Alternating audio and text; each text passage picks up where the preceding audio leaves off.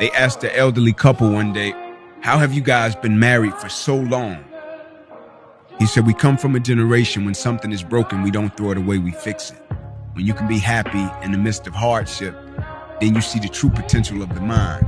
When you can't control what's happening, control how you respond to it. That's where your power is. Control what you can control."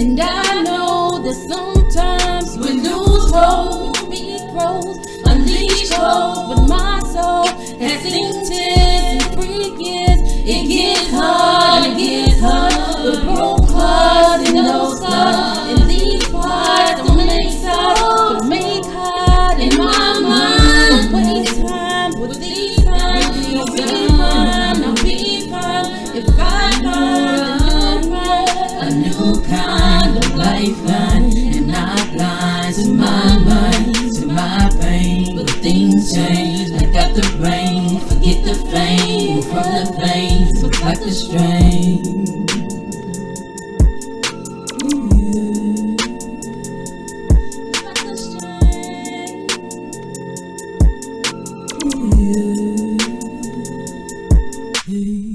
That's all it takes when you're living in this world. No conception, sometimes you need to speak out. You need to breathe out, don't leave out, don't leave now.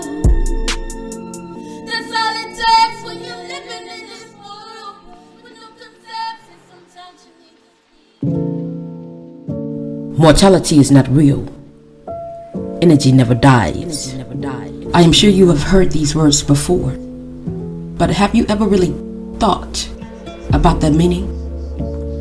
In life, we are conditioned or taught that death is something that happens to us all, that it is the inevitable state that living matter must descend to.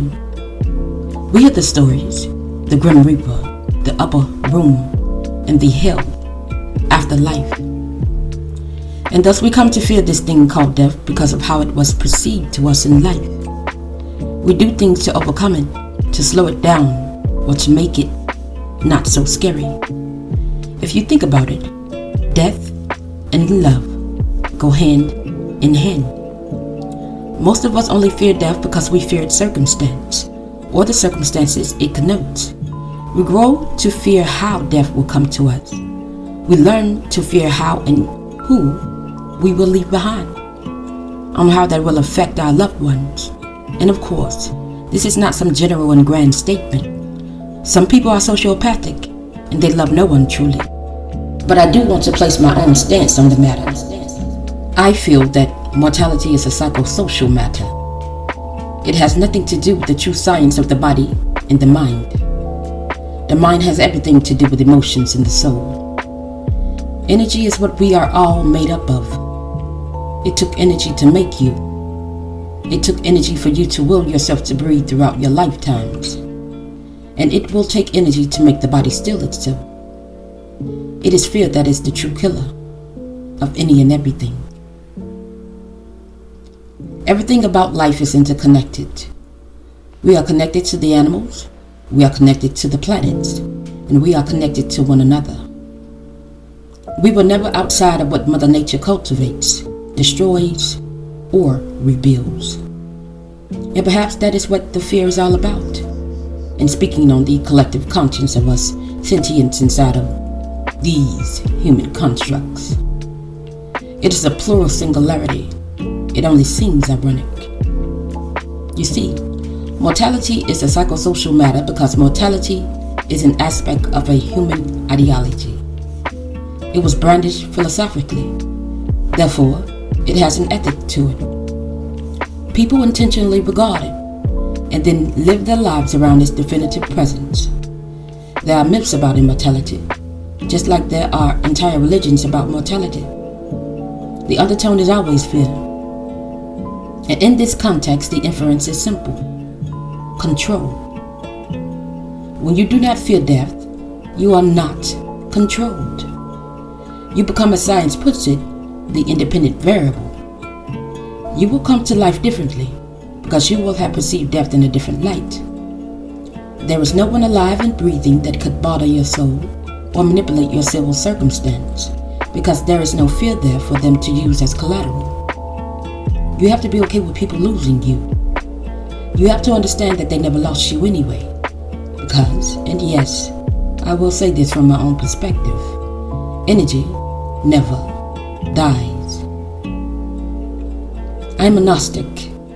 I question everything in the context of wisdom and logic. This can be presented as radical skepticism. However, it is far from contrarianism. Notice, I said wisdom and logic, which are the primary premises of philosophy. So what I am talking about is emotional intelligence and critical thinking. That is not judgment. That is not disbelief. That is not egoism. It only means that I seek knowledge wisely. You don't go to a library looking for a book on knowledge only to never open the book. Join the art or join the art of it.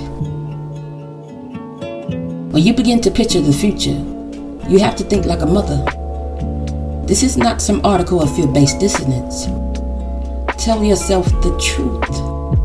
Talk to yourself about the lie. And if there is some plurality to that, then you must seek to perceive that too. It is the only way to leave here.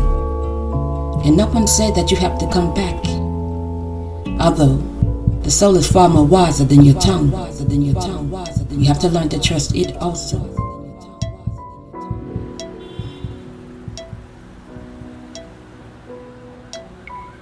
Thinking like a mother means that you care about yourself and others. The manner of what you do is the context and tone of your legacy.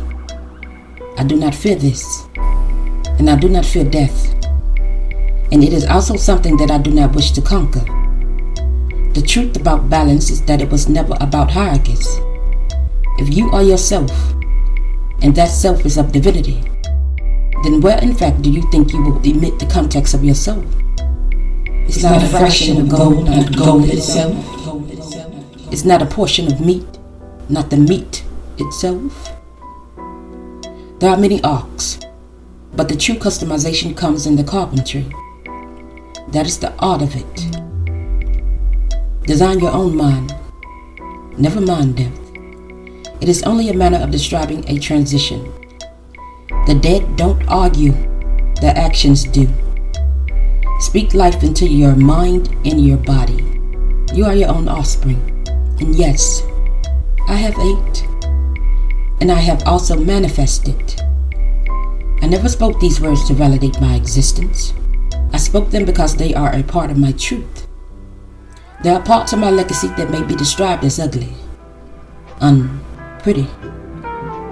But there are moments in my life that were also miracles, full of passion and loveliness, beauty. Death was never fashioned to make you fear it. Remember that. Let that sink in.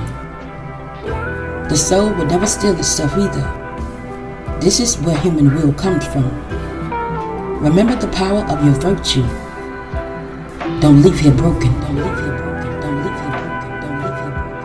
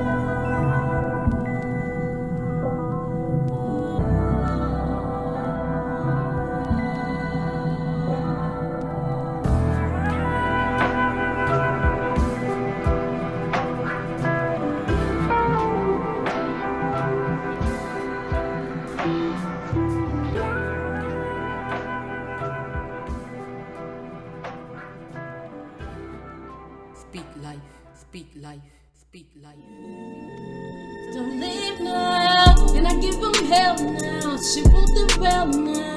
So why compare now? Yeah, yeah. And I give him hell now. She won't do well now. Why compare now?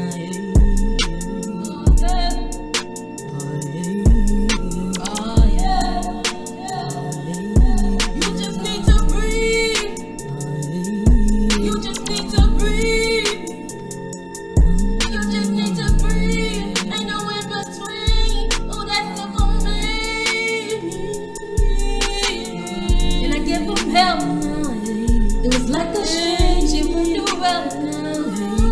From my blood, the white don't help now. Yeah, niggas dead, I give them head. Yeah, just in a shame.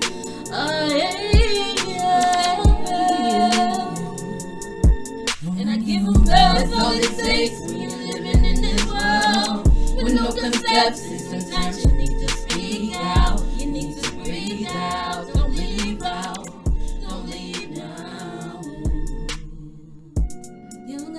Me wrong, hell is going on, bitch, I'm in my zone, so just leave me alone. You